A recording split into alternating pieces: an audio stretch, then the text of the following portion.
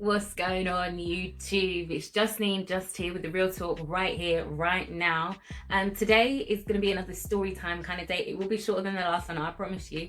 But today I wanted to touch on just some topics around feeding your child. I'm not even going to call it breastfeed. I'm going to call it feeding your child because I don't feel like there's enough out there saying that fed is best. Right? That's what we're going to be talking about today. If you're new to my channel, hey! If you're returning, thanks, and make sure that you hit the subscribe button for me, please. Thank you. Thanks. If you know anybody that's pregnant, if you know anyone that's just had a child, anyone that's wanting to learn about motherhood, share the page. Go ahead, send it over to them. Comment down below for them. Let them know that my videos are here, that they're around. I'm here to keep it real and trying to put out all of the information that I couldn't find myself when I was pregnant. So here we go. So today's story time is going to be a short one. I promise you, it's only going to be a short one today because I've kind of touched upon it in one of my previous videos, but I just wanted to come on and say something about feeding your newborn child. Breastfeeding is an option. It is a direction that you can go for. I know the midwives prefer it, but you have to go with, wait for it, you have to go with whatever your child wants. Not what the midwife says and not what you want.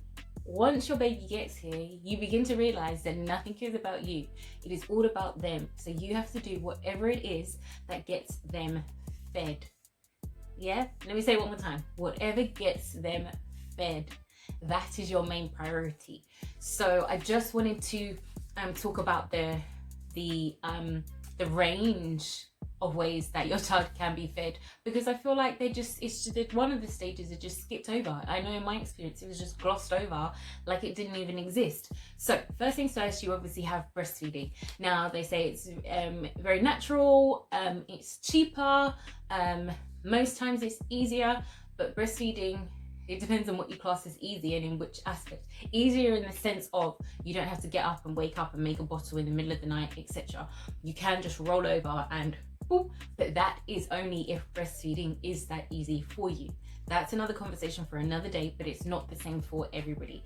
You have to work it out with your little one and you have to think about the positions that work for you. So if you are struggling, I would say go and have a look at all of the different positions that you can breastfeed in. That would be a great place to start.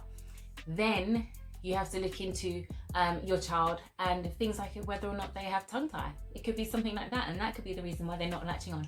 Anyway, that's a conversation for another day. Just test it out, try a couple things before you completely write it off. That's what I would say.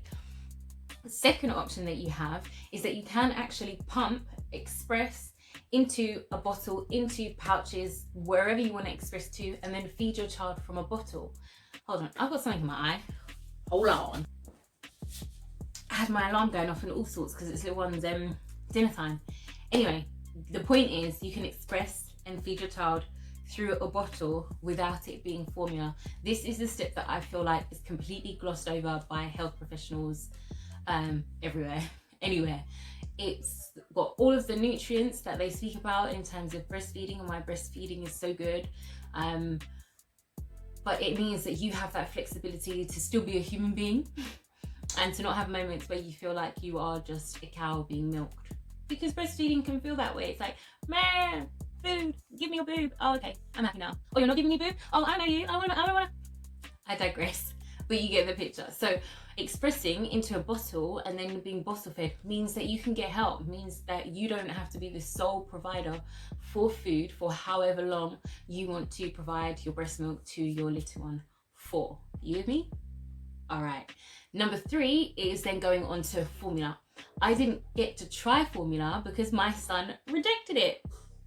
So even though I wanted to, I got to about 6 months and I wanted to switch over to formula. My son was not having it. He refused to take any form of milk from a bottle. And I was like, you still make... Okay. I was ready to stop breastfeeding and he was just like, no, you're not. No, it's not happening. And I remember feeling so like, I felt like the world was on my shoulders, but I just had to realize that it wasn't about me anymore. It was not about me and what I wanted and how long I wanted to breastfeed for. It was all about him and what he was going to decide to do. So that is just an example to show you your mind has to stay wide open, because your child could have a completely different plan to the plan that you want. So we have it. Number 1, breastfeeding. Number 2, pumping and feeding your child with your breast milk through a bottle. And then number 3, formula, bottles, and go ahead, get on with it. This is just to say, whichever option you choose, your child is going to grow. Your child is going to be like every other child in primary school. Like, when have you heard, oh, so-and-so is taller than so-and-so, and it's because he was breastfed instead of being formula fed?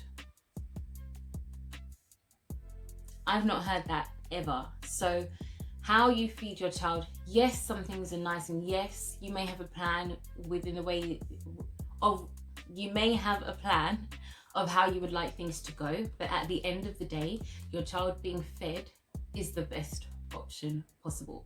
So however they want to take the food, just go with that. Believe me, you will save yourself a lot of stress by thinking about it in that manner. I hope that this has helped, and I hope that it's put it out there. I said I was going to keep it short today, so this is me being short, trying to be short, that just to, whatever you're being told, whatever the media says, just always have in the back of your mind that it's whatever your child wants to do. It's not down to you. It's out of your control. A little bit like labor, it's out of your control. There's nothing you can do about it, and you shouldn't live with any guilt. That's all I'm saying. Alright guys, I'll see you in the next video.